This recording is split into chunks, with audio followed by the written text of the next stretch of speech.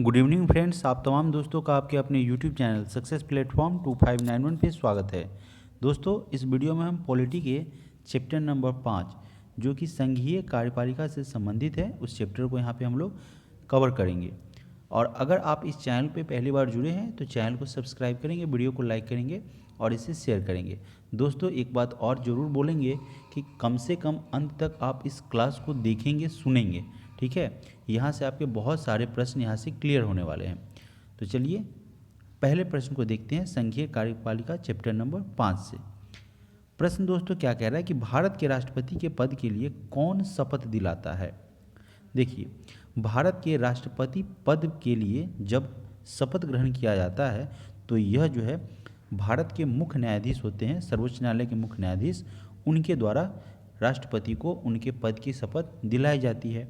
अब देखिए यहाँ पे क्या लिखा हुआ है, कह रहा है कि संविधान के अनुच्छेद यानी कि आर्टिकल 60 के अंतर्गत राष्ट्रपति पद के लिए निर्वाचित व्यक्ति सर्वोच्च न्यायालय के मुख्य न्यायाधीश या उसकी अनुपस्थिति में सर्वोच्च न्यायालय के वरिष्ठतम न्यायाधीश के सामने अपने पद की शपथ लेते हैं, ठीक है।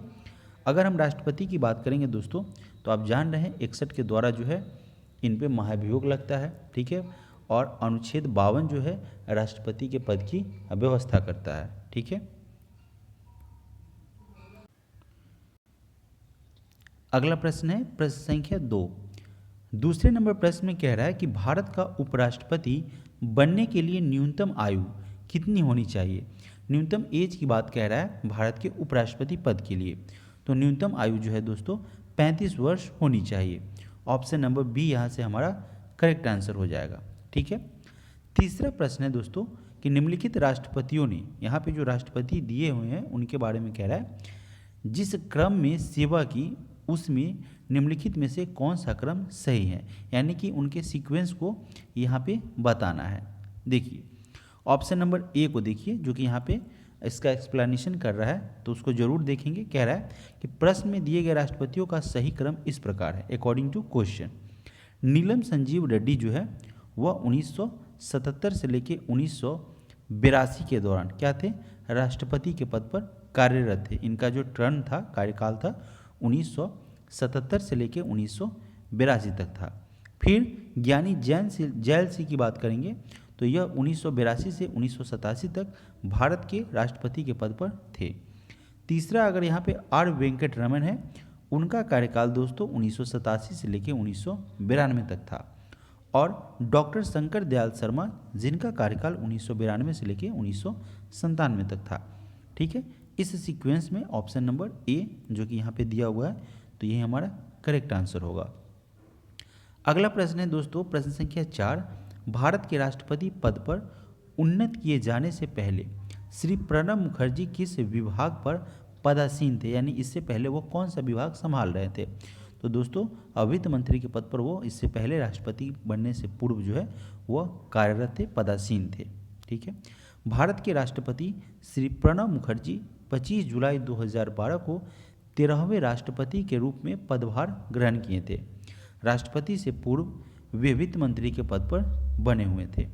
अगर हम बात करें पद की, तो राष्ट्रपति 25 जुलाई 2012 से लेके 25 जुलाई 2017 तक जो है यह भारत के राष्ट्रपति रहे। वित्त मंत्री का जो इनका कार्यकाल रहा था वह 24 जनवरी 2009 से लेकर के 26 जून 2012 तक वित्त मंत्री के पद पर श्री प्रणब मुखर्जी कार्यरत थे। फिर विदेश मंत्री की बात करेंगे तो विदेश मंत्री के तौर पर अक्टूबर 2006 से लेकर 2009 तक, रक्षा मंत्री के रूप में मई 2004 से लेकर अक्टूबर 2006 तक, विदेश मंत्री यहाँ पे फिर से फरवरी 1995 से लेकर मई 1996, और वाणिज्य मंत्री जनवरी 1993 से लेकर फरवरी 1995 तक। ये था उनका कार्यकाल अलग अलग पद के अनुसार। प्रश्न संख्या 5 में कह रहा है दोस्तों भारत का प्रधानमंत्री बनने के लिए अपेक्षित न्यूनतम आयु, न्यूनतम एज कितनी होनी चाहिए। प्रधानमंत्री के पद की अगर बात कर रहा है और उनसे संबंधित आपको आयु बताना है कि न्यूनतम आयु प्रधानमंत्री के पद के लिए क्या रखा गया है। तो दोस्तों उनकी न्यूनतम आयु 25 वर्ष होनी चाहिए, ठीक है। किसी भी कैंडिडेट जो कि प्रधानमंत्री के पद के लिए है तो उनका जो है एज क्राइटेरिया 25 वर्ष होना चाहिए। भारत का प्रधानमंत्री बनने के लिए कई सारी योग्यताएं हैं, जैसे कि वह भारत का नागरिक हो, एज 25 वर्ष होनी चाहिए कम से कम, वह लाभ के पद पर न हो तथा वह पागल या दिवालिया न हो। साथ ही साथ प्रधानमंत्री पद पर नियुक्त होने वाले व्यक्ति को संसद के किसी सदन, लोकसभा अथवा राज्यसभा का सदस्य होना चाहिए, ऐसा कंडीशन जरूरी है। ठीक है। प्रश्न संख्या 6 में कह रहा है कि मंत्रिपरिषद सामूहिक रूप से किसके प्रति उत्तरदायी होती है। तो दोस्तों ये तो लोकसभा के प्रति उत्तरदायी होती है और साथ ही साथ प्रधानमंत्री यहाँ पे ऑप्शन दिया हुआ है। ठीक है। तो दोस्तों प्रधानमंत्री जो है, प्रधानमंत्री का टीम होता है। ठीक है। और उसी के अंतर्गत दोस्तों मंत्रिपरिषद आ जाते हैं, पूरे के पूरे मंत्रिपरिषद। ठीक है। और ये सारे के सारे जो है लोकसभा के प्रति उत्तरदायी होते हैं। ठीक है। जहाँ पे अगर हम देखेंगे इसका एक्सप्लेनेशन, तो कह रहा है संविधान का अनुच्छेद 75 के सब सेक्शन सब आर्टिकल 3 के अनुसार मंत्रिपरिषद सामूहिक रूप से लोकसभा के प्रति उत्तरदायी होते हैं। आर्टिकल की अगर बात करेंगे तो 75 का सब सेक्शन 3 है। प्रश्न संख्या 7 में पूछा गया है दोस्तों कि जब उपराष्ट्रपति कार्यवाहक राष्ट्रपति हो तो उसे राष्ट्रपति और उपराष्ट्रपति दोनों की सभी शक्तियों और कार्य प्राप्त होंगे। क्या होगा, कौन सा कंडीशन होगा? तो दोस्तों जब उपराष्ट्रपति राष्ट्रपति के अनुपस्थिति में चाहे किसी भी कारण से हो कार्यवाहक राष्ट्रपति के रूप में काम करेंगे तो उनको राष्ट्रपति के साथ साथ उपराष्ट्रपति दोनों की सभी शक्तियाँ प्राप्त होंगे। दूसरा अगर बात करेंगे दोस्तों तो राष्ट्रपति के सभी भत्ते और विशेषाधिकार भी उन्हें प्राप्त होंगे, इसके भी वो योग्य होंगे, लाभार्थी होंगे या इसको भी वो प्राप्त करेंगे। तीसरा क्या कह रहा है कि राज्यसभा के सभापति के रूप में कार्य करना जारी रखना होगा। तो यहाँ पे दोस्तों 3 नंबर ऑप्शन जो है आपका गलत हो जाएगा। देखिए जब उपराष्ट्रपति राष्ट्रपति के रूप में कार्य करते हैं यानी उनके जगह पे कार्यवाहक राष्ट्रपति के रूप में कार्य करते हैं तब वह राज्यसभा के सभापति के रूप में कार्य नहीं करेंगे। समझ रहे हैं? राष्ट्रपति के रूप में कार्य करते हुए उपराष्ट्रपति उसकी सभी शक्ति और उनके जो भी प्रयोग है, उनके जो भी पावर है वह उनका अनुवहन करेंगे। ठीक है। और उनका जो लाभ होता है, वेतन होता है, वह सब वो ग्रहण करेंगे। प्रश्न संख्या 8 में कह रहा है कि भारतीय संविधान का कौन सा अनुच्छेद, कौन सा आर्टिकल वित्तीय आपात का उल्लेख करता है। यह दोस्तों अनुच्छेद 360 है।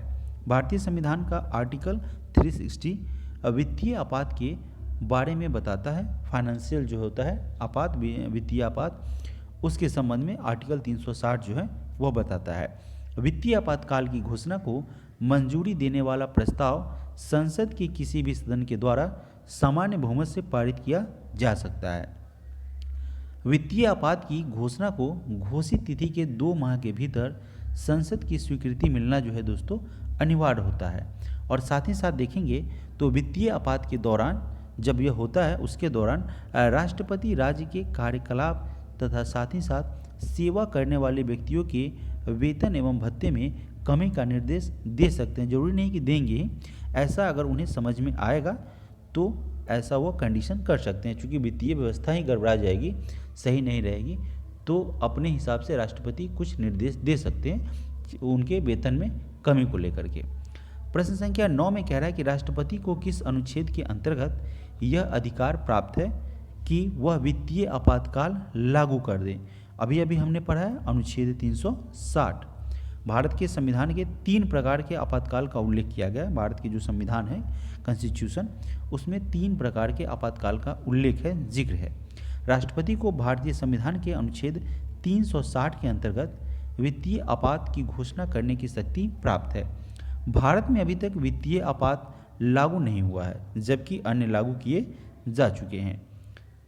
अगर हम बात करें भारत में आपातकाल की दोस्तों, तो राष्ट्रीय आपात अनुच्छेद 352 के तहत होता है और राष्ट्रपति शासन या राज्य में आपात स्थिति अनुच्छेद 356 और वित्तीय की अगर बात करेंगे तो 360 के अंतर्गत लगाते हैं। 3 तरह का आपको देखने को मिल चुका है। ठीक है, चलिए आगे बढ़ते हैं दोस्तों। अगला प्रश्न है प्रश्न संख्या 10। भारत के राष्ट्रपति को स्वेच्छा निर्णय अधिकार यानी कि खुद से सेल्फ डिसीजन जिसको बोलते हैं विवेकाधिकार के अंतर्गत क्या प्राप्त होता है? तो प्रधानमंत्री की नियुक्ति। ठीक है, प्रधानमंत्री की नियुक्ति के परिप्रेक्ष्य में राष्ट्रपति को स्वेच्छा, निर्णय अधिकार या विवेकाधिकार की शक्ति प्राप्त है। सामान्यतः यानी कि नॉर्मली राष्ट्रपति उसी व्यक्ति को प्रधानमंत्री नियुक्त करता है या करते हैं जो लोकसभा में बहुमत दल का नेता होता है, जबकि अन्य की नियुक्ति मंत्रिपरिषद की सलाह से की जाती है। अगला प्रश्न है प्रश्न संख्या 11। सदन में राष्ट्रपति के विरुद्ध महाभियोग प्रस्ताव पास करने के लिए कितने सदस्यों का समर्थन होना चाहिए या अनिवार्य है? तो इसके लिए राष्ट्रपति पर जब महाभियोग चलाया जाएगा तो अनुच्छेद 61 के द्वारा चलाया जाएगा, ठीक है। और इसके लिए जो है कम से कम न्यूनतम कुल सदस्य दोस्तों उसका 2/3 सदस्यों के क्या होने चाहिए? समर्थन प्राप्त होने चाहिए। चलिए इसके एक्सप्लेनेशन को पढ़ते हैं। राष्ट्रपति पर महाभियोग की प्रक्रिया का वर्णन अनुच्छेद 61 में वर्णित है, यानी कि उल्लेखित है। महाभियोग का प्रस्ताव संसद के किसी भी सदन में प्रस्तुत किया जा सकता है, यानी कि लोकसभा में चाहे राज्यसभा में, यानी किसी भी सदन में से प्रस्तुत किया जा सकता है। इतना क्लियर है। इसकी सूचना राष्ट्रपति को 14 दिन पूर्व देनी होती है लिखित रूप से, ठीक है ना। तो 14 दिन पूर्व देनी होती है तथा सदन के कुल सदस्यों में से कम 2/3 यानी कि 2/3 बहुमत से यह पारित भी होना चाहिए। प्रश्न संख्या 12। निम्नलिखित में से कौन भारत का उपराष्ट्रपति एवं राष्ट्रपति भी रहा था? पहली बात तो डॉक्टर राजेंद्र प्रसाद प्रथम राष्ट्रपति थे, ठीक है ना, प्रथम राष्ट्रपति थे। लेकिन ऑप्शन बी जो है दोस्तों डॉक्टर एस राधाकृष्णन, वे उपराष्ट्रपति भी थे और राष्ट्रपति के पद पर भी कार्यरत थे, ठीक है।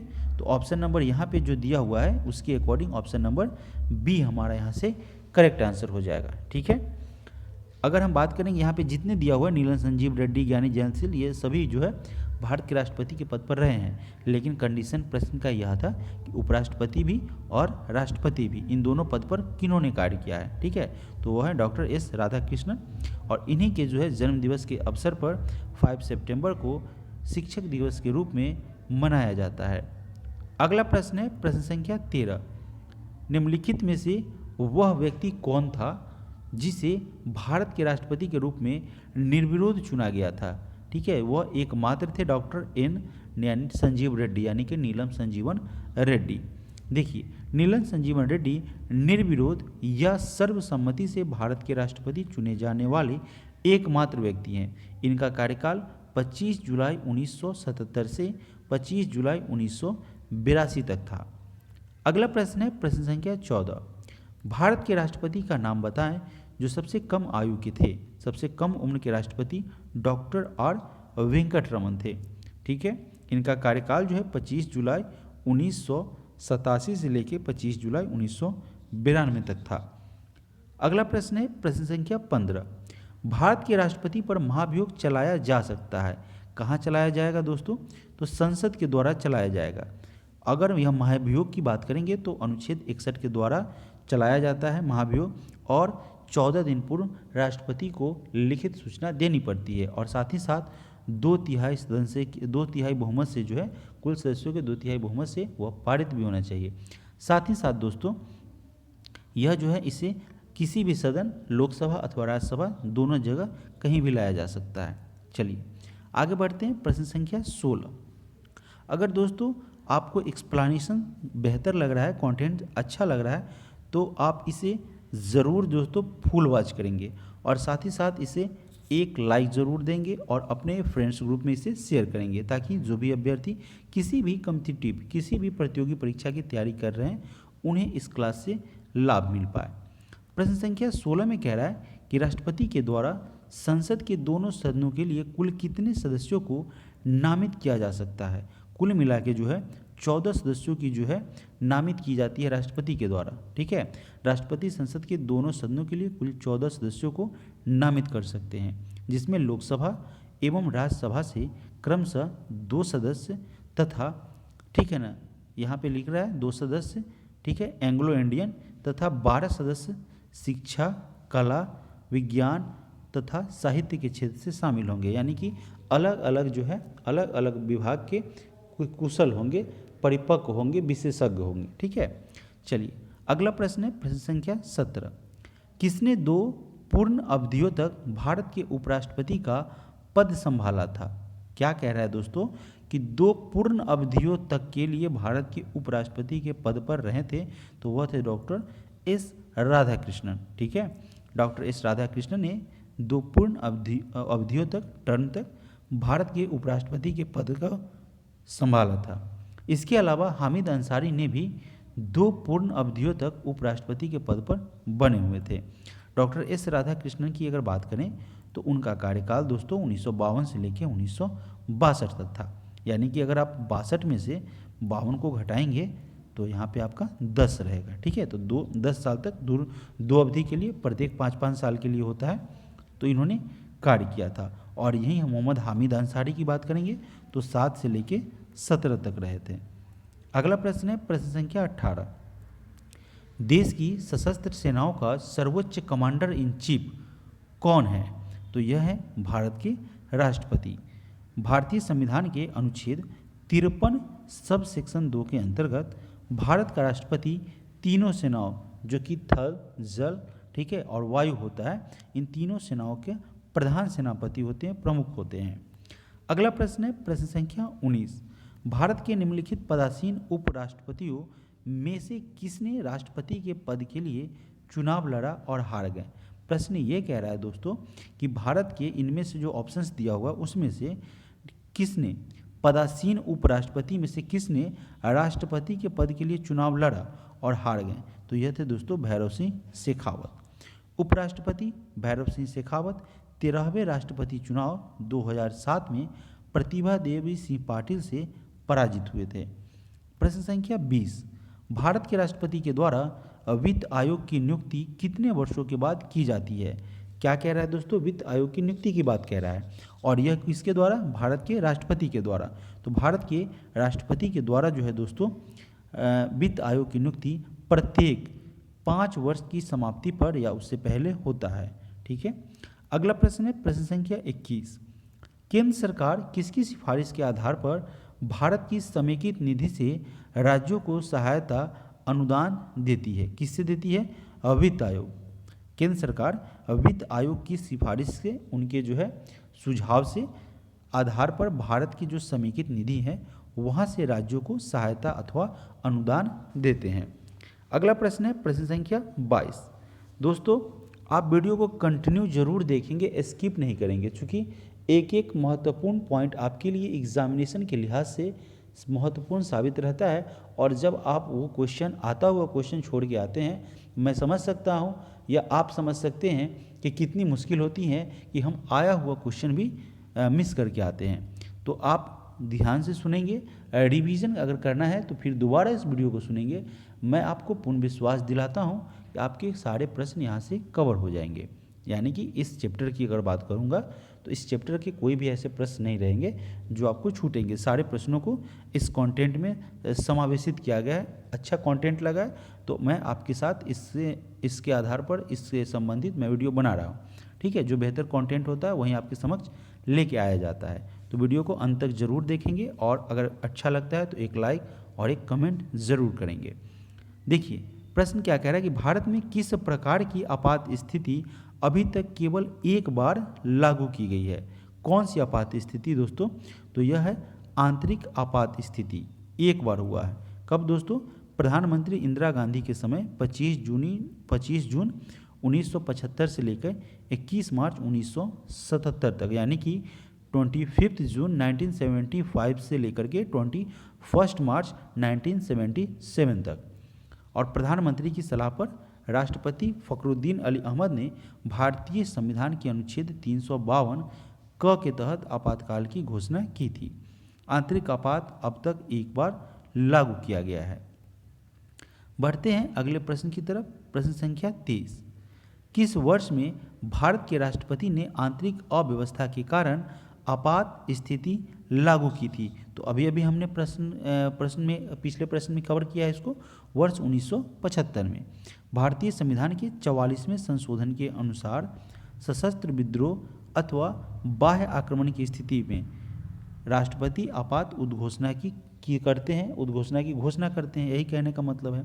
और भारत में अब तक 3 बार अक्टूबर 1962 जब भारत और चीन के बीच युद्ध हुआ था, और दिसंबर 1971 में जब भारत पाकिस्तान का युद्ध हुआ था, और साथ ही साथ जून 1975 में आंतरिक अशांति के आधार पर राष्ट्रीय आपात लागू किया गया है। आप इसे अभी अभी याद करके जाएंगे। एक तो आपका 62 का चीन का लड़ाई फेमस है, तो इस दौरान हुआ था। दूसरा 71 में जब पाकिस्तान के साथ भारत पाकिस्तान युद्ध हुआ था, और तीसरा दोस्तों 75 में, ठीक है, 1975 में जब दोस्तों आंतरिक स्थिति के कारण राष्ट्रीय आपातकाल की घोषणा की थी। तो तीनों आपको यहाँ से याद हो गया है। अगला प्रश्न है प्रश्न संख्या 24। संवैधानिक प्रणाली के असफल हो जाने पर किसी राज्य में राष्ट्रपति शासन संविधान की किस धारा के अंतर्गत लागू किया जाता है? प्रश्न क्या कह रहा है दोस्तों? कह ये रहा है कि जब संवैधानिक प्रक्रिया, संवैधानिक प्रणाली जो है वह असफल हो जाती है, इस कंडीशन में किसी राज्य में राष्ट्रपति शासन संविधान की किस धारा के अंतर्गत लागू किया जाता है? तो धारा 356 के अंतर्गत। कब? जब संवैधानिक प्रणाली जो है वह असफल हो जाती है, ठीक है, तब राष्ट्रपति शासन अधिनियम के अनुच्छेद 356 के अंतर्गत लागू किया जाता है।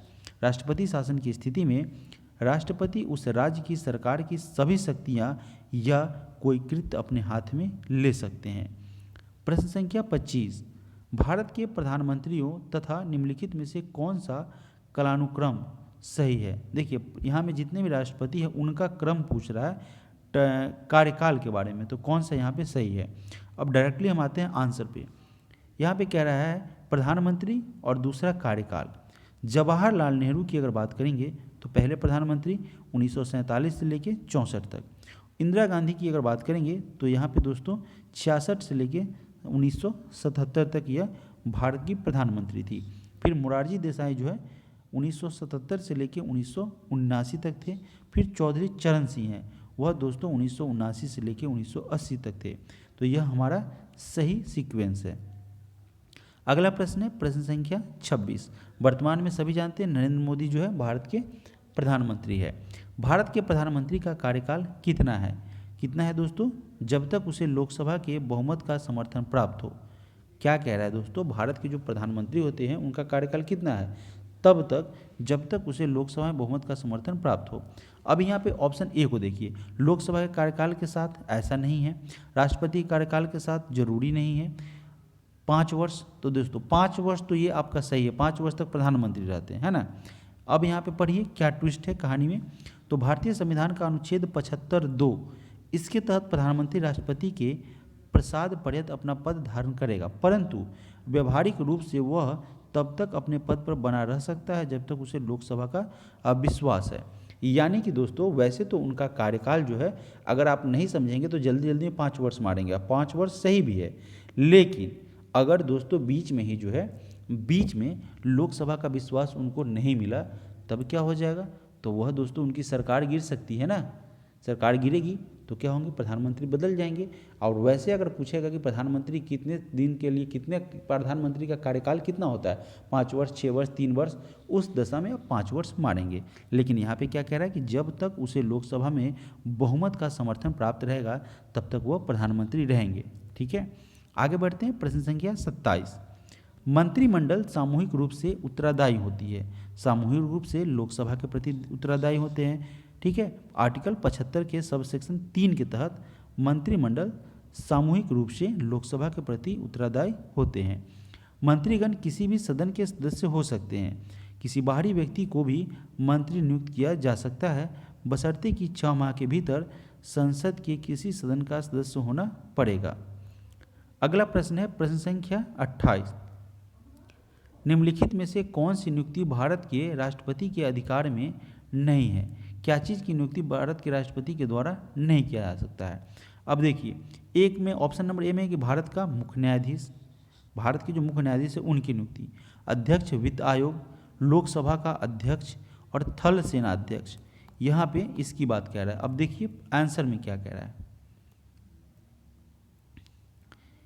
यहाँ पे दोस्तों आंसर क्या हो जाएगा? ऑप्शन नंबर डी, जो कि मैंने अभी बताया था।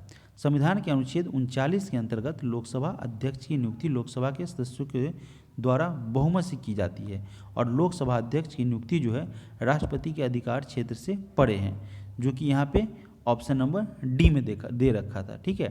प्रश्न संख्या 29 नंबर प्रश्न में कह रहा है कि राष्ट्रपति का अध्यादेश कितनी अवधि के लिए लागू रहता है। यानी कि राष्ट्रपति जब अध्यादेश जारी करते हैं आर्टिकल 123 के अंतर्गत, तो संसद के सत्र में न रहने की स्थिति में राष्ट्रपति किसी तत्काल आवश्यकता के संदर्भ में अध्यादेश जारी कर सकते हैं और यह जो है 6 महीने के लिए लागू रहता है। तो ऑप्शन नंबर बी यहाँ से आपका करेक्ट आंसर बनेगा।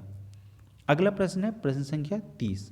भारत का प्रधानमंत्री निम्नलिखित में से किस प्रक्रिया से बनाया जा सकता है या बनाया जाता है। तो उनका निर्वाचन होता है, यहाँ पे नियुक्ति होता है, मनोनयन होता है, चयन होता है, क्या होता है। तो प्रधानमंत्री के लिए उनकी नियुक्ति की जाती है। कोई जो है कैंडिडेट किसी भी पार्टी का इलेक्शन लड़ते हैं, ठीक है, लोकसभा चुनाव होता है, लेकिन प्रधानमंत्री का क्या होता है, नियुक्ति होता है ना। तो 75 सब सेक्शन 1 के अंतर्गत प्रधानमंत्री की नियुक्ति राष्ट्रपति के द्वारा की जाती है। आप याद रखेंगे, महत्वपूर्ण प्रश्न है। राष्ट्रपति क्या करते हैं, प्रधानमंत्री की नियुक्ति अनुच्छेद 75 के सब सेक्शन 1 के अंतर्गत करते हैं। और अन्य मंत्रियों की नियुक्ति जो है राष्ट्रपति प्रधानमंत्री की सलाह पर, उनकी सिफारिश पर, उनकी अनुशंसा पर करते हैं। अगर प्रधानमंत्री किसी सदन, लोकसभा या राज्यसभा का सदस्य नहीं है तो 6 माह के भीतर उसे किसी सदन का सदस्य होना आवश्यक है। अगला प्रश्न है प्रश्न संख्या 31। निम्नलिखित में से कौन सा भारत के राष्ट्रपति के निर्वाचक गण का तो भाग है परंतु उसे महाभियोग अधिकरण का भाग नहीं है। प्रश्न ये कह रहा है दोस्तों कि इसमें से कौन सा भारत के राष्ट्रपति के निर्वाचक गण का भाग है। राष्ट्रपति के निर्वाचक गण का भाग रहेगा लेकिन महाभियोग अधिकरण का भाग नहीं रहेगा।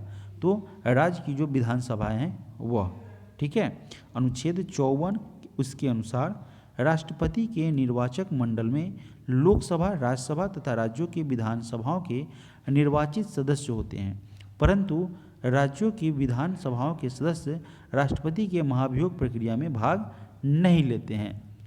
प्रश्न संख्या 32। निम्नलिखित में से कौन सा वक्तव्य यहाँ पे सही है, कौन सा स्टेटमेंट यहाँ पे सही है।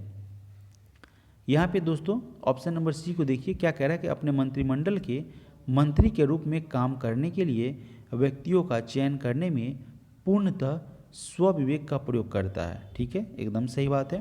प्रधानमंत्री अपने दिमाग से, अपने विवेक से किसी व्यक्ति को भी मंत्रिपरिषद में शामिल कर सकते हैं। ठीक है, इसके लिए 6 महीने के अंदर उसका किसी भी सदन का सदस्य होना ज़रूरी होता है। अगर वो नहीं रहते हैं तो उन्हें सदन की सदस्यता ग्रहण करवाई जाती है, तब जो है उन्हें किसी पद पर सुशोभित किया जाता है अथवा नियुक्त किया जाता है।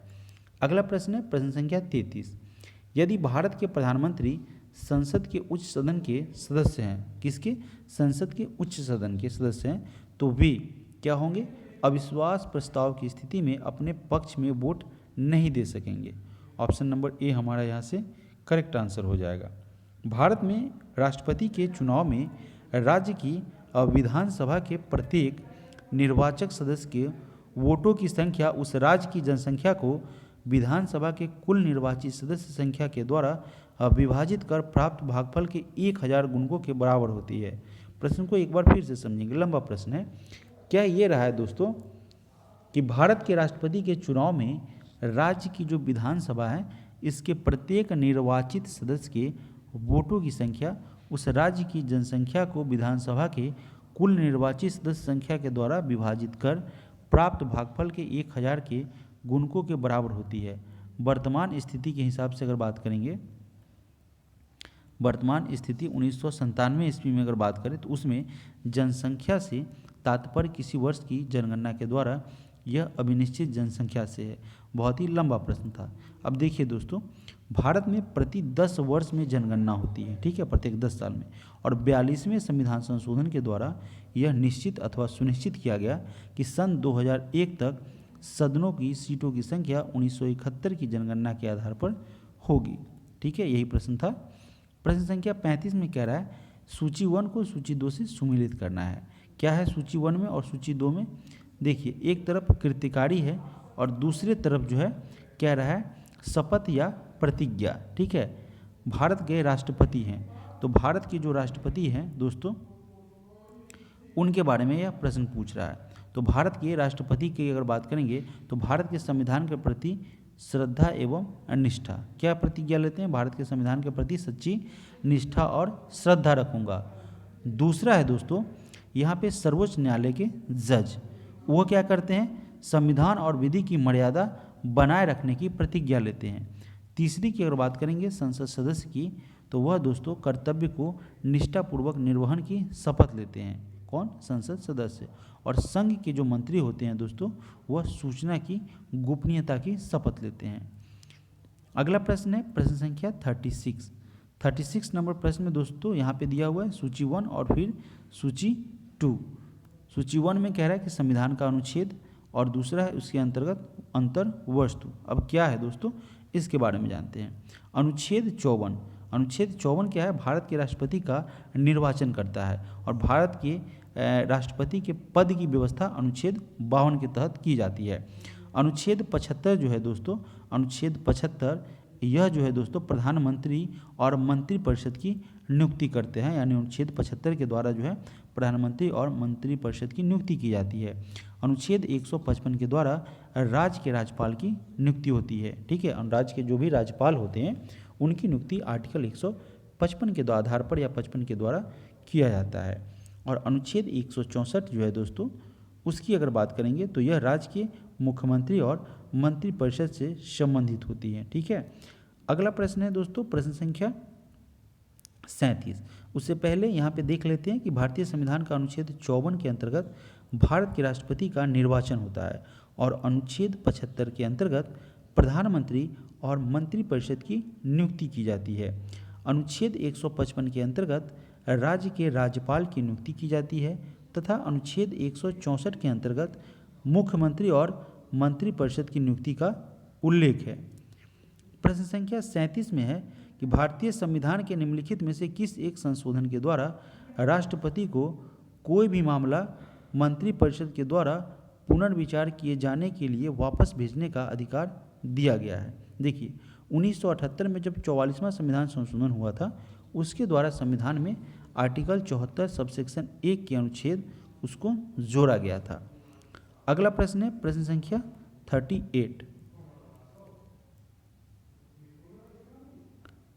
38 नंबर प्रश्न में पूछा गया है कि जब केंद्रीय मंत्रिमंडल ने वर्ष 2002 में चुनावी सुधारों पर अध्यादेश में बिना किसी बदलाव के उसे राष्ट्रपति को वापस भेजा, तब राष्ट्रपति ने भारतीय संविधान के कौन से अनुच्छेद के अंतर्गत उसे अपनी सहमति दी? यह अनुच्छेद 123 था। अनुच्छेद 123 के अनुसार राष्ट्रपति को अध्यादेश जारी करने की शक्ति प्राप्त है। संघ का यह कर्तव्य होगा कि वह बाह्य आक्रमण तथा आंतरिक गड़बड़ी से प्रत्येक राज्य की रक्षा करे। किसका है? संघ का कर्तव्य है। और ऐसा प्रावधान भारतीय संविधान के निम्नलिखित में से किस अनुच्छेद के अंतर्गत किया गया है? तो अनुच्छेद 355। ठीक है, अनुच्छेद 355 के तहत संघ का यह दायित्व होता है, कर्तव्य होता है कि बाह्य आक्रमण और आंतरिक गड़बड़ी में प्रत्येक राज्य की रक्षा करना। अगर हम बात करें ऑप्शन नंबर ए की दोस्तों 215 की, तो अनुच्छेद 215 उच्च न्यायालय से संबंधित होता है और अनुच्छेद 275 का संबंध राज्यों को संघ से अनुदान, इसी के अनुच्छेद 275 के तहत राज्यों को संघ से अनुदान प्राप्त होता है। और अनुच्छेद 325 जो है वह मताधिकार का अधिकार प्रदान करता है। प्रश्न संख्या 40 में कह रहा है कि करों और सरकारी कामकाजों के निर्वाह में हुई अन्य प्राप्तियों से संघीय सरकार को प्राप्त हुआ समूचा राजस्व जमा होता है। यानी कि टैक्स और जो सरकारी कामकाज होते हैं उनके निर्वाह में अन्य प्राप्तियाँ, यानी कि जो इनकम होती हैं, रिसीव होती हैं प्राप्ति, उनसे संघीय सरकार को प्राप्त हुआ समूचा राजस्व जमा होता है। कहाँ जमा होता है दोस्तों? तो भारत की संचित निधि में। यह उपक्रम भारतीय संविधान के अनुच्छेद 266 सबसेक्शन 1 में इसका जिक्र किया गया है। प्रश्न संख्या 41। भारतीय संविधान के अनुसार भारत के राष्ट्रपति का यह कर्तव्य है कि वे निम्नलिखित में से किसको या किन को संसद के पटल पर रखवाए।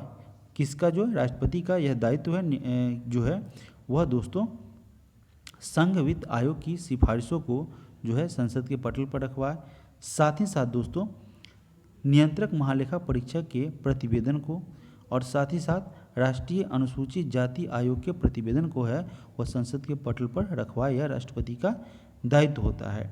लोक लेखा समिति के प्रतिवेदन को छोड़ करके अन्य सभी सिफारिशें प्रतिवेदन को संसद के पटल पर रखवाना राष्ट्रपति का अधिकार है अथवा उत्तरदायित्व भी है। किसको छोड़कर?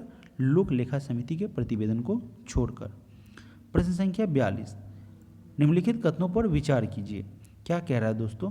कह रहा है कि भारतीय संघ की कार्यपालिका शक्ति प्रधानमंत्री में निहित होती है, तो यह आपका गलत है, राष्ट्रपति में निहित हो जाएगी। और प्रधानमंत्री सिविल सेवा बोर्ड का पदेन अध्यक्ष होता है। सिविल सेवा बोर्ड का पदेन अध्यक्ष जो है वह दोस्तों प्रधानमंत्री नहीं होते हैं, ठीक है। एग्जीक्यूटिव हेड जो है भारतीय संघ का कार्यपालिका अध्यक्ष जो है वह राष्ट्रपति होता है, ठीक है। अब देखिए अनुच्छेद 53 के सब सेक्शन 1 के अनुसार संघ की जो कार्यपालिका शक्ति होती है वह राष्ट्रपति में निहित होती है, जिसका प्रयोग वह यानी कि राष्ट्रपति अपने संविधान के अनुसार स्वयं या अपने अधीनस्थ अधिकारियों के द्वारा करते हैं। और साथ ही साथ इस प्रकार भारतीय संघ का कार्यपालिका अध्यक्ष यानी कि एग्जीक्यूटिव हेड राष्ट्रपति होते हैं। मंत्रिमंडल कैबिनेट सचिव सिविल सेवा बोर्ड का पदेन अध्यक्ष होते हैं। कौन होते हैं दोस्तों? सिविल सेवा बोर्ड का जो है पदेन अध्यक्ष जो है वह मंत्रिमंडल के कैबिनेट सचिव होते हैं। अगला प्रश्न है प्रश्न संख्या 43, संघ की सरकार यानी कि यूनियन गवर्नमेंट के संदर्भ में निम्नलिखित कथनों पर विचार कीजिए। क्या कह रहा है दोस्तों? कि राजस्व विभाग संसद में प्रयुक्त किए जाने वाले केंद्रीय बजट को तैयार करने के लिए उत्तरदायी होते हैं। दूसरा है दोस्तों भारत की संसद के प्राधिकरण, इसके बिना कोई धन भारत की संचित निधि से नहीं निकाला जा सकता है, तो सही बात है। देखिए क्या कह रहा है। तीसरा है दोस्तों कि लोक लेखा से किए जाने वाले सभी संवितरणों यानी कि डिसबर्समेंट, इसके लिए भारत की संसद के प्राधिकरण की आवश्यकता होती है। अब जानते हैं यहाँ पे दोस्तों कह रहा है कि वित्त मंत्रालय का आर्थिक कार्य विभाग केंद्रीय बजट को तैयार करना है। क्या कह रहा है? जो भी वित्त मंत्रालय होते हैं उनके आर्थिक कार्य जो होते हैं उसका विभाग केंद्रीय बजट को तैयार करता है, न कि राजस्व विभाग को। तो राजस्व विभाग यहाँ से नहीं होगा, केंद्रीय बजट की अगर बात कर रहा है उसको तैयार करता है। और कथन 1 इस हिसाब से तो गलत हो जाएगा। भारत की संचित निधि से धन आहरण हेतु यानी कि धन निकालने के लिए संसद का अनुमोदन अनिवार्य होता है, यानी कि संसद की स्वीकृति जो है अनिवार्य होती है। और संचित निधि से धन निकालने हेतु संविधान के अनुच्छेद 114 के तहत संसद के द्वारा विनियोग विधेयक पारित करना आवश्यक है। अतः कथन 2 जो है सत्य है। लोक लेखा विवरण भारतीय संविधान के अनुच्छेद 266 सब सेक्शन 2 में दिया गया है। लोक लेखा से किए जाने वाले सभी संवितरणों के लिए सरकार स्वतंत्र होती है, इसके लिए संसद का अनुमोदन आवश्यक नहीं होता है। तो यहाँ पे क्या हो जाएगा? 3 भी आपका गलत हो जाएगा। अगला प्रश्न है प्रश्न संख्या 44, निम्न कथनों पर विचार कीजिए। यहाँ पे क्या कह रहा है दोस्तों? 3 ऑप्शन दे रखा है, अब इसको समझना है। यहाँ पे दोस्तों पहले में कह रहा है कि जैसे विधानसभा के निर्वाचित सदस्य के मत का मूल्यांकन कैसे होता है, इसके बारे में कह रहा है। तो चलिए डायरेक्टली हम सॉल्यूशन पे चलते हैं। निर्वाचित सदस्य जो होते हैं निर्वाचित संसद सदस्य जो होते हैं उनके मतों का जो मान होता है, वैल्यू होता है, वह सभी निर्वाचित विधान सदस्यों के मिले मतों की संख्या को कुल निर्वाचित संसद सदस्यों की संख्या से विभाजित करने पर प्राप्त होता है, जो कि आपका यहाँ क्या रखा है? ऑप्शन नंबर बी में कह रहा है, ठीक है। केवल 2 कौन सा? यहाँ पे सभी निर्वाचित विधानसभा सदस्यों का जो मत होता है कुल मान उसमें, और डिवाइड करेंगे निर्वाचित संसद सदस्यों की कुल संख्या से। अगला प्रश्न है प्रश्न संख्या 45, भारत के उपराष्ट्रपति को पदच्युत यानी कि पद से हटाना, इसे करने का संकल्प जो है, पदच्युत करने के रिमूव करने का संकल्प निम्नलिखित में से कहाँ प्रस्तावित किया जा सकता है? तो इसे केवल राज्यसभा में प्रस्तावित किया जा सकता है। क्यों? क्योंकि यह उपराष्ट्रपति से संबंधित मुद्दा है। अगला प्रश्न है प्रश्न संख्या, और यह जो है अनुच्छेद 67 में इसका उल्लेख किया गया है। प्रश्न संख्या 40 में कह रहा है नीचे 2 वक्तव्य दिए गए हैं, स्टेटमेंट दिए गए हैं, कथन है, ठीक है, कथन और कारण है। तो कह रहा है कि एक में कथन है तथा दूसरे में कारण कहा गया है। क्या कह रहा है कि भारत संघ में, कथन में कह रहा है कि भारत संघ में मंत्रिपरिषद संयुक्त रूप से लोकसभा और राज्यसभा दोनों के प्रति उत्तरदायी होती है। यह कथन है। कारण है कि लोकसभा और राज्यसभा दोनों सदस्य संघीय सरकार में मंत्री बनने के लिए पात्रता रखते हैं। तो क्या है दोस्तों, ए गलत है और आर सही है। ठीक है, ए गलत है और आर आपका कारण सही है। अगला प्रश्न है प्रश्न संख्या 47 नंबर प्रश्न में दोस्तों पूछा गया कि निम्नलिखित में से किस ने भारत के उपराष्ट्रपति का पद संभाला है। भारत के उपराष्ट्रपति के रूप में मोहम्मद हिदायतुल्ला और साथ ही साथ शंकर दयाल शर्मा जो है दोस्तों वह उपराष्ट्रपति के पद पर रह चुके हैं, और नीलम संजीव रेड्डी जो है और फखरुद्दीन अली अहमद जो है वह दोस्तों राष्ट्रपति के पद पर रहे हैं। अगर हम मोहम्मद हिदायतुल्ला की बात करेंगे तो देख रहे हैं 1979 से लेके 1984 पर वह उपराष्ट्रपति के पद पर रहे थे, और शंकर दयाल शर्मा जो है 1987 से लेके 1992 तक भारत के उपराष्ट्रपति के पद पर रहे थे। अगला प्रश्न है प्रश्न संख्या 48।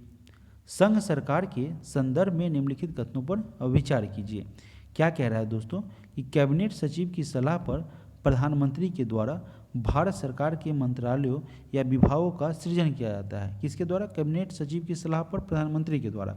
दूसरा कह रहा है कि हर एक मंत्रालय को प्रधानमंत्री की सलाह पर भारत के राष्ट्रपति के द्वारा किसी मंत्री को प्रदान किया जाता है। बिल्कुल सही है। प्रधानमंत्री की जब तक, चूंकि वो कौन होता है, सबसे प्रमुख होता है ना, मेन होता है, तो प्रधानमंत्री की सलाह पर जो है भारत के राष्ट्रपति के द्वारा किसी मंत्री को कोई पद प्राप्त किया जाता है अथवा दिया जाता है। तो 2 नंबर ऑप्शन आपका सही हो जाएगा। अगला प्रश्न है प्रश्न संख्या 49। भारत के प्रधानमंत्री की नियुक्ति के समय जरूरी नहीं कि वह संसद के दोनों सदनों में से एक का आवश्यक रूप से सदस्य हो, परंतु उसे 6 माह के अंदर आवश्यक रूप से दोनों में से एक सदन का सदस्य होना चाहिए। यानी कि जब वो नहीं रहते हैं तो उन्हें सदन की सदस्यता ग्रहण करवाई जाती है। कितने? 6 महीना के अंदर। भारत के प्रधानमंत्री को नियुक्ति के समय उनका संसद सदस्य होना आवश्यक नहीं है जब उनको नियुक्त किया जाता है, लेकिन 6 माह के अंदर संसद के किसी भी सदन की सदस्यता उनको लेनी अनिवार्य होती है, और अन्यथा उन्हें अपने पद से रिजाइन देना पड़ता है, त्यागपत्र देना पड़ता है। प्रश्न संख्या 50। भारत के संदर्भ में संसदीय शासन प्रणाली में निम्नलिखित में से कौन सा सिद्धांत संस्थागत रूप से निहित है? अब देखिए दोस्तों, पहला क्या कह रहा है कि मंत्रिमंडल के सदस्य संसद के सदस्य होते हैं। मंत्रिमंडल के जो भी सदस्य होंगे वो संसद के भी सदस्य होंगे, तो यह तो सही है। दूसरा क्या है दोस्तों? दूसरा कह रहा है कि जब तक मंत्रियों को संसद का विश्वास प्राप्त रहता है, किसको? मंत्री को संसद का विश्वास, तब तक ही वो अपने पद पर बने रहते हैं, तो यह भी सही है। तीसरा है राज्य का अध्यक्ष भी मंत्रिमंडल का अध्यक्ष होता है, तो यहाँ पे 3 नंबर दोस्तों आपका गलत हो जाएगा, 1 और 2 सही हो जाएगा।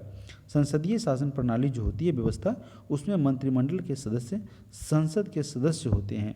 संसद में अविश्वास प्रस्ताव के द्वारा मंत्री व मंत्रियों को हटाया जा सकता है। मंत्रिमंडल का अध्यक्ष मंत्रिमंडल का सचिव होता है, राज्य का अध्यक्ष नहीं होता है। अगला प्रश्न है प्रश्न संख्या 51। निम्नलिखित कथनों पर विचार कीजिए। क्या कह रहा है दोस्तों?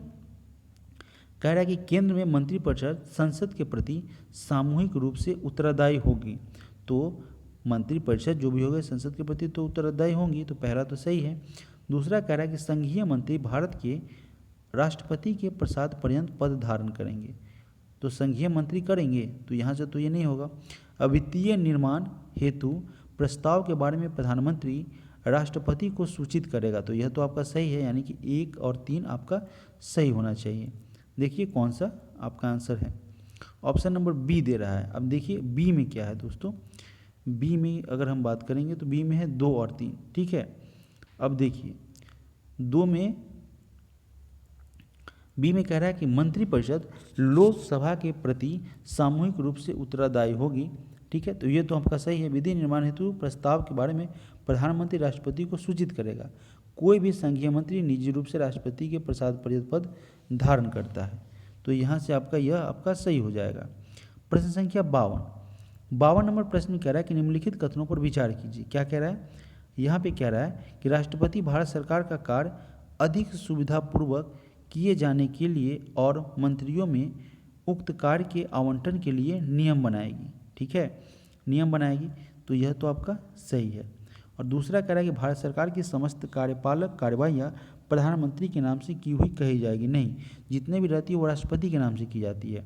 देखिए यहाँ पे भारतीय संविधान जो है इंडियन कॉन्स्टिट्यूशन, उसमें भारत सरकार की जो कार्यप्रणाली है उससे संबंधित अनुच्छेद 77 के भाग 3 यह अभिकथन करता है कि राष्ट्रपति भारत सरकार के कार्य को अधिक सुविधापूर्ण करने के लिए तथा मंत्रियों में जो भी कार्य है उक्त कार्य के आवंटन के लिए नियम बनाएगी।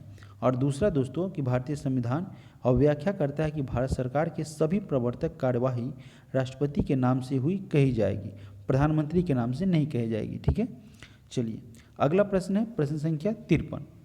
भारत के राष्ट्रपति के निर्वाचन के संदर्भ में निम्नलिखित कथनों पर विचार कीजिए। क्या स्टेटमेंट है कि प्रत्येक एमएलए को वोट का मूल्य अलग अलग राज्य में अलग अलग होता है। दूसरा है दोस्तों कि लोकसभा के सदस्यों के वोट का मूल्य राज्यसभा के सदस्यों के वोट के मूल्य से अधिक होता है। किसका वोट किसके मूल्य से अधिक होता है, फिर से समझिए। लोकसभा के सदस्यों का वोट का मूल्य जो है वह राज्यसभा के सदस्यों के वोट के मूल्य से अधिक होता है। तो यह भी आपका दोनों बातें सही हैं। संविधान में यह प्रावधान है या व्यवस्था है कि राष्ट्रपति के निर्वाचन में विभिन्न राज्यों का प्रतिनिधित्व समान रूप से हो, साथ ही राज्यों तथा संघ के मध्य भी समानता हो, अर्थात अलग अलग राज्य में प्रत्येक एमएलए के वोट का मूल्य अलग अलग होगा। ठीक बात है।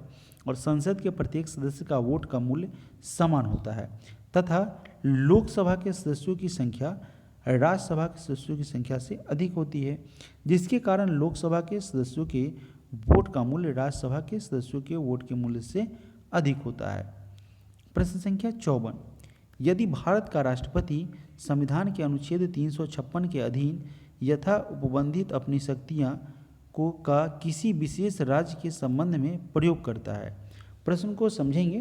प्रश्न कह रहा है कि यदि भारत के जो राष्ट्रपति होते हैं वह संविधान के अनुच्छेद 356 के अंतर्गत या अधीन यथा उपबंधित अपनी शक्ति का किसी विशेष राज्य के संबंध में प्रयोग करता है तो उस राज्य के विधानमंडल की शक्तियाँ संसद के द्वारा या उसके प्राधिकार के अधीन प्रयोज्य होगी। देखिए अनुच्छेद 356 जो है इसके अंतर्गत संसद राज्य के लिए नियम बनाने का अधिकार राष्ट्रपति अथवा उसके द्वारा नियुक्त अन्य किसी प्राधिकारी को सौंप सकती है। अब तक यह पद्धति रही है, ऐसा सिस्टम रहा है कि राष्ट्रपति संबंधित राज्य से संसद के लिए चुने गए सदस्यों की सलाह पर विधि बनाती है, नियम बनाते हैं, कानून बनाता है। ठीक है, यह कानून राष्ट्रपति के नियम के रूप में जाने जाते हैं। राज्य में आपातकाल में राज्य कार्यपालिका जो है वो बर्खास्त हो जाती है तथा राज्य विधायिका या तो निलंबित हो जाती है अथवा विघटित हो जाती है, यानी कि टूट जाती है। राष्ट्रपति राज्यपाल के माध्यम से राज्य का प्रशासन चलाते हैं। राष्ट्रपति जो है राज्यपाल के द्वारा या राज्यपाल के माध्यम से जो है, क्योंकि राज्यपाल राष्ट्रपति के प्रसाद पर अधिकार करते हैं तो राष्ट्रपति राज्यपाल के माध्यम से राज्य के प्रशासन को चलाते हैं तथा संसद राज्य के लिए कानून बनाती है। संसद में राज्य की कार्यकारी व विधायी शक्तियाँ केंद्र को प्राप्त हो जाती है। चलिए बढ़ते हैं अगले प्रश्न की तरफ। प्रश्न संख्या 55। भारत के राष्ट्रपति का महाभियोग की अगर बात करेंगे तो अनुच्छेद आर्टिकल 61 के द्वारा लगाया जाता है। तो क्या कह रहा है, संसद के किसी भी सदन में प्रारंभ किया जा सकता है, लोकसभा अथवा राज्यसभा में। क्या होता है, 14 दिन पूर्व जो है उन्हें लिखित नोटिस भेजनी होती है और जो है कुल सदस्यों के 2/3 से जो है उनका मत उससे वो पास होना चाहिए। ठीक है ना, 2/3 सदस्यों का क्या होना चाहिए, सहमति होनी चाहिए। और दोस्तों अगर हम बात करें राष्ट्रपति के महाभियोग से तो यह महाभियोग जो है दोस्तों आर्टिकल 61 के द्वारा जो है राज्यसभा अथवा लोकसभा कहीं भी लाया जा सकता है। ठीक है, चलिए अगला प्रश्न है प्रश्न संख्या 56। भारत के निम्नलिखित उपराष्ट्रपतियों पर विचार कीजिए। क्या कह रहा है, यहाँ पे जो दिया हुआ है बीबी गिरी, हिदायतुल्ला, बीडी जत्ती, जीएस पाठक। कह रहा है कि निम्नलिखित में से कौन सा एक उनके कार्यकाल का सही कालानुक्रम है, यानी कि सही सीक्वेंस है। तो सबसे पहले दोस्तों यहाँ पे बीबी गिरी रहे थे। ठीक है, सबसे पहले यहाँ पे देखेंगे आंसर में वीबी गिरी, फिर जीएस पाठक, फिर बीडी जत्ती और फिर एम हिदायतुल्ला। यह सीक्वेंस आपका करेक्ट है। प्रश्न संख्या 57 में कह रहा है कि भारत के नियंत्रक एवं महालेखा परीक्षक से संबंधित निम्नलिखित कथनों पर विचार कीजिए। कह रहा है कि जो नियंत्रक एवं महालेखा परीक्षक होते हैं उसे उसके पद से केवल उसी रीति से और उन्हीं आधार पर हटाया जाएगा जिस रीति से और जिन आधार पर उच्चतम न्यायालय के न्यायाधीश को हटाया जा सकता है। इसी रूल्स के द्वारा, इसी कानून के तहत जो है उनको भी उनके पद से, यानी कि नियंत्रक एवं महालेखा परीक्षक को जो सर्वोच्च न्यायालय के न्यायाधीश होते हैं उन्हीं के रीति से, उन्हीं के जो है सिस्टम से, उन्हीं के कानून के आधार पर उन्हें हटाया जा सकता है। अगला प्रश्न है दोस्तों प्रश्न संख्या 58। उससे पहले इस एक्सप्लेनेशन को देखते हैं। क्या कह रहा है? भारतीय संविधान का अनुच्छेद 148 इसके अंतर्गत नियंत्रक व महालेखा परीक्षक यानी कि controller and auditor general of India इसकी व्यवस्था की गई है कि जो अपने कार्य के लिए संसद के प्रति उत्तरदायी होते हैं, नियंत्रक एवं महालेखा परीक्षक केंद्र व राज्य दोनों स्तर पर लोक वित्त का संरक्षक होने के साथ साथ देश की वित्तीय राज्य व्यवस्था का भी नियंत्रक होता है। प्रश्न संख्या 58। यदि प्रधानमंत्री राज्यसभा का सदस्य होता है तो उसे क्या करना होगा? अविश्वास के लिए मतदान पर विचार के समय मतदान में भाग नहीं ले सकते, यानी कि वोट देने का अधिकार उनको नहीं होगा। प्रश्न संख्या 59। संसद की संयुक्त बैठक के लिए गणपूर्ति कोरम क्या होनी चाहिए? तो दोस्तों 1/10 होता है। संसद की संयुक्त बैठक के लिए गणपूर्ति कुल सदस्यों की संख्या का 1/10 होना चाहिए। ठीक है दोस्तों, बढ़ते हैं अगले प्रश्न की तरफ। प्रश्न संख्या 60। भारत में रक्षा बलों का सर्वोच्च समादेश राष्ट्रपति में निहित है। इसका क्या मतलब है? इसका क्या तात्पर्य है? इसका कहने का मतलब इस शक्ति का प्रयोग करने के लिए राष्ट्रपति को कानून के द्वारा विनियमित नहीं किया जा सकता है, यानी कि उनको यह शक्ति जो है संविधान के द्वारा उन्हें प्रदान किया गया है। राष्ट्रपति 3 सेनाओं का प्रधान होते हैं। संविधान सभा के द्वारा या संविधान के द्वारा प्राप्त यह शक्ति किसी कानून के द्वारा कम नहीं की जा सकती है। प्रश्न संख्या 61। निम्नलिखित भारतीय प्रधानमंत्रियों में से किसने लोकसभा में अविश्वास मत का सामना करने से पहले त्यागपत्र दे दिया था? यह थे दोस्तों मोरारजी देसाई। मोरारजी देसाई देश के पहले गैर कांग्रेसी प्रधानमंत्री थे। 1977 में ईस्वी में जनता पार्टी की सरकार में उन्हें प्रधानमंत्री बनाया गया था और वह जो है अविश्वास प्रस्ताव जो है उसका सामना करने से पहले ही उन्होंने इस पद से, प्रधानमंत्री के पद से त्यागपत्र दे दिया। प्रश्न संख्या 62। 1935 के अधिनियम के द्वारा स्थापित संघ के द्वारा अवशिष्ट शक्तियाँ निम्नलिखित में से किसको प्रदान की गई है? तो यह दोस्तों गवर्नर जनरल को प्रदान किया गया है। क्या कह रहा है? 1935 का जो भारत शासन अधिनियम है इसके अंतर्गत अवशिष्ट जो शक्तियाँ हैं वह गवर्नर जनरल में निहित होती है, गवर्नर जनरल को प्रदान की गई है। प्रश्न संख्या 63। भारत के राष्ट्रपति का महाभियोग जो है वह क्या है दोस्तों? इसके बारे में बताइए। तो संसद के किसी सदन में आरंभ किया जा सकता है। ऑप्शन नंबर ए आपका सही है। दूसरा कह रहा है संसद के दोनों सदनों की संयुक्त बैठक में आरंभ किया नहीं, संयुक्त में नहीं, किसी भी सदन में चलाया जा सकता है, संयुक्त की जरूरत नहीं है। अकेले लोकसभा में आरंभ किया जा सकता है, जरूरी नहीं कि लोकसभा अथवा राज्यसभा किसी भी सदन में इसे लाया जा सकता है। देखिए अनुच्छेद 61 जो है, आर्टिकल 61 जो है वह राष्ट्रपति के महाभियोग से संबंधित होता है और भारतीय संविधान के अंतर्गत राष्ट्रपति मात्र महाभियोजित होता है। अन्य सभी जितने भी पदाधिकारी होते हैं उनको पद से हटाए जाते हैं। महाभियोजन यानी कि महाभियोग जो है उसकी अगर बात करें कि एक विधायी का संबंधित कार्यवाही है, जबकि पद से हटाना कार्यपालिका संबंधित कार्यवाही है। महाभियोजन ठीक है एक कड़ाई से पारित किया जाने वाला या पालित किए जाने वाला औपचारिक कृत्य कार्य है जो संविधान का उल्लंघन करने पर होता है। यह उल्लंघन एक राजनीतिक कृत्य है जिसका निर्धारण संसद करती है। वह तब करती है, क्या होगा ऐसा कंडीशन तब होगा, तब वो पद से हटेंगे जब उसे संसद में प्रस्तुत किसी ऐसे प्रस्ताव से हटाया जाए जिसे प्रस्तुत करते समय सदन के ठीक है, 2 सदस्य का समर्थन मिले। प्रस्ताव पारित करने से पूर्व उनको 14 दिन पहले नोटिस दिया जाएगा और प्रस्ताव सदन की कुल संख्या में 2/3 से अधिक बहुमत से पारित होना चाहिए, इससे कम नहीं होना चाहिए। फिर दूसरे सदन में जाने पर इस प्रस्ताव की जांच एक समिति के द्वारा की जाएगी और इस समय राष्ट्रपति अपने पक्ष स्वयं अथवा अधिवक्ता के माध्यम से रख सकते हैं। दूसरा सदन भी उसी 2/3 बहुमत से पारित होना होगा, यानी कि करना होगा, और दूसरे सदन द्वारा प्रस्तावित पारित करने के लिए के दिन से राष्ट्रपति पद से हटाए जाएंगे। अगला प्रश्न है प्रश्न संख्या 64। भारत का राष्ट्रपति एकल हस्तांतरीय मत के जरिए समानुपातिक प्रतिनिधित्व के द्वारा निर्वाचित होता है। इसका निहितार्थ है कि इसका क्या मतलब है। अब देखिए, राष्ट्रपति का निर्वाचन एक निर्वाचक मंडल के द्वारा किया जाता है जिसमें संसद के दोनों सदनों के निर्वाचित सदस्य और राज्यों के विधानसभाओं के निर्वाचित सदस्य होते हैं। राष्ट्रपति का चुनाव अनुपातिक प्रतिनिधित्व की एकल हस्तांतरित मत पद्धति से की जाती है और इसके तहत सभी राज्यों के विधायकों को जनसंख्या के अनुपात में प्रतिनिधित्व प्राप्त होता है। प्रश्न संख्या 65। भारत के राष्ट्रपति की शक्तियों के बारे में निम्नलिखित कथनों पर विचार कीजिए। अभी देखिए यहाँ पे क्या है दोस्तों, पहला है कि राष्ट्रपति जो है वह निर्देश दे सकता है कि कोई मामला जिस पर किसी मंत्री के द्वारा निर्णय लिया गया है मंत्रिपरिषद के समक्ष रखा जाना चाहिए।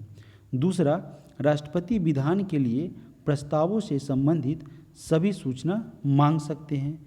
राष्ट्रपति को संसद के किसी एक सदन में अभिभाषण का और संदेश भेजने का मैसेज भेजने का अधिकार है, यह भी सही है। संघ के कार्यों के प्रशासन संबंधी मंत्रिपरिषद के सभी विनिश्चय राष्ट्रपति को अवश्य संसूचित किए जाने चाहिए।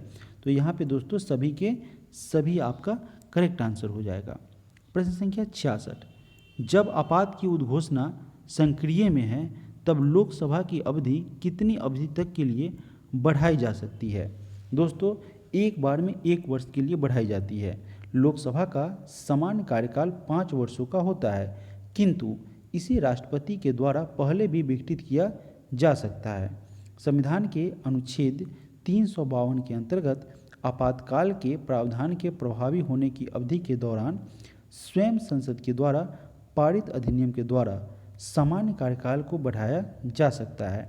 इस अवधि को एक बार में 1 वर्ष से अधिक नहीं बढ़ाया जा सकता और किसी भी प्रकार प्रावधान के समापन की अवधि से 6 माह से अधिक नहीं बढ़ाया जा सकता है। अगला प्रश्न है प्रश्न संख्या 67। प्रतिनिधित्व के अलावा विविध कार्यक्रमों के साथ भारत की संसद एक विमर्शी निकाय भी है। निम्नलिखित में से कौन सा एक भारत की संसद का कार्य नहीं है। तो प्रमुख नीति निर्णयों का क्रियान्वयन जो है भारत के संसद का प्रमुख कार्य नहीं होता है। प्रतिनिधित्व के अलावा विभिन्न प्रकार के साथ भारत की संसद एक विमर्शी निकाय है। भारत में संसदीय व्यवस्था को अपनाया गया है। संसद ही जनता की शिकायतों पर आम चर्चा करती है तथा प्रमुख नीति निर्णयों का निर्माण भी करती है, जबकि नीति निर्णयों के क्रियान्वयन का कार्य कार्यपालिका के द्वारा किया जाता है, जिसमें सरकार के साथ साथ प्रशासनिक अधिकारी भी इसमें शामिल होते हैं। अगला प्रश्न है प्रश्न संख्या 68। भारत में निम्नलिखित में से कौन एक संवैधानिक निकाय नहीं है। कौन सा नहीं है दोस्तों? नियंत्रक एवं महालेखा परीक्षक जो है वह संवैधानिक निकाय है। राष्ट्रीय आयुक्त भाषाई अल्पसंख्यक क्या है? संवैधानिक निकाय है। राष्ट्रीय अनुसूचित जाति संवैधानिक निकाय है और राष्ट्रीय मानवाधिकार आयोग जो है वह संवैधानिक निकाय नहीं है। भारत का राष्ट्रीय मानवाधिकार आयोग एक स्वायत्त विधिक संस्था है जिसकी स्थापना 12 अक्टूबर 1993 को की गई थी। इसकी स्थापना मानवाधिकार संरक्षण अधिनियम 1993 के तहत की गई थी। यह आयोग देश में मानवाधिकार का प्रहरी है। ठीक है, यह संविधान के द्वारा अभिनिश्चित तथा अंतर्राष्ट्रीय संधियों में निर्मित व्यक्तिगत अधिकारों का संरक्षक है। ठीक है दोस्तों, बढ़ते हैं हम अगले प्रश्न की तरफ। प्रश्न संख्या 69। निम्नलिखित में से कौन सा कथन दोस्तों यहाँ पे सही नहीं है? कौन सा, यहाँ पे 4 स्टेटमेंट दे रखे हैं, कौन सा आपका सही नहीं है? अब देखिए, पहला स्टेटमेंट है कि धन विधेयक राज्यसभा में पुनः स्थापित नहीं किया जा सकता है। लोकसभा का यह मुद्दा होता है धन विधेयक, तो यह सही है। राज्यसभा को धन विधेयक को अस्वीकृत करने अथवा उसमें संशोधन करने का कोई अधिकार नहीं है। यह जो है इसमें अस्वीकृत धन विधेयक को नहीं कर सकते हैं, तो यह भी सही है। मंत्रिपरिषद लोकसभा के प्रति उत्तरदायी और राज्यसभा के प्रति नहीं रहते, यानी कि लोकसभा के प्रति उत्तरदायी होते हैं, तो यह भी सही है। डी नंबर में कह रहा है कि राज्यसभा की तुलना में लोकसभा के पास राज्य सूची के संबंध में विशेष शक्तियाँ हैं, तो यह आपका दोस्तों गलत हो जाएगा। देखिए, धन विधेयक राज्यसभा में पुनः स्थापित नहीं किया जा सकता है। क्यों? क्योंकि यह लोकसभा में पुनर्स्थापित किया जा सकता है, लोकसभा में लाया जा सकता है। पॉइंट 1, राज्यसभा को धन विधेयक की स्वीकृति करने अथवा उसमें संशोधन करने का कोई अधिकार प्राप्त नहीं है। राज्यसभा केवल धन विधेयक पर चर्चा कर सकता है। मंत्रिपरिषद लोकसभा के प्रति उत्तरदायी होते हैं और राज्यसभा के प्रति उनका कोई लेना देना नहीं होता है। संविधान की 7वीं अनुसूची के अनुसार राज्य सूची में शामिल विषयों पर केवल राज्य के द्वारा ही कानून बनाया जा सकता है। संसद जो है वह आपात स्थिति में ही राज्य सूची के विषय पर कानून बना सकती है, अतः इस सूची पर राज्यसभा के पास अधिक शक्तियाँ प्राप्त होती हैं। प्रश्न संख्या 70, राष्ट्रपति और उपराष्ट्रपति के निर्वाचनों से उठने वाले निर्वाचन विवादों का निस्तारण कौन करता है? तो यह भारत के उच्चतम न्यायालय में की जाती है। पढ़िए क्या कह रहा है, राष्ट्रपति और उपराष्ट्रपति के निर्वाचन से उठने वाले निर्वाचन विवादों का निस्तारण सर्वोच्च न्यायालय के द्वारा किया जाता है तथा उसका फैसला अंतिम होता है। अगला प्रश्न है प्रश्न संख्या 71, संवैधानिक प्राधिकारी और नियुक्ति प्रक्रिया के निम्नलिखित युग्मों में से कौन सा सही सुमेलित है? अब देखिए, पहला है कि राष्ट्रपति विधानसभा और संसद के निर्वाचित सदस्यों से मिलकर बने निर्वाचक मंडलों के द्वारा निर्वाचित होते हैं। फिर से पढ़ते हैं, कह रहा है कि राष्ट्रपति जो है वह विधानसभा और संसद के निर्वाचित सदस्यों से मिलकर बने निर्वाचक मंडल के द्वारा निर्वाचित किए जाते हैं। दूसरा है दोस्तों, कह रहा है कि उपराष्ट्रपति विधानसभा और सदस्यों के से मिलकर बने निर्वाचन, नहीं, ये आपका गलत हो, ठीक है। अध्यक्ष जो है लोकसभा अपनी प्रथम बैठक के पश्चात चुनती है, तो 1 और 3 आपका सही हो जाएगा। अब देखिए, राष्ट्रपति विधानसभा और संसद के निर्वाचित सदस्यों से मिलकर बने निर्वाचक मंडल के द्वारा निर्वाचित होते हैं। उपराष्ट्रपति के चुनाव में संसद के दोनों सदनों के सदस्य भाग लेते हैं। इस चुनाव में विधानसभा के सदस्य भाग नहीं लेते हैं, ठीक है। यह चुनाव एकल संक्रमणीय मत प्रणाली के द्वारा की जाती है। अध्यक्ष लोकसभा अपनी प्रथम बैठक के पश्चात चुनी जाती है।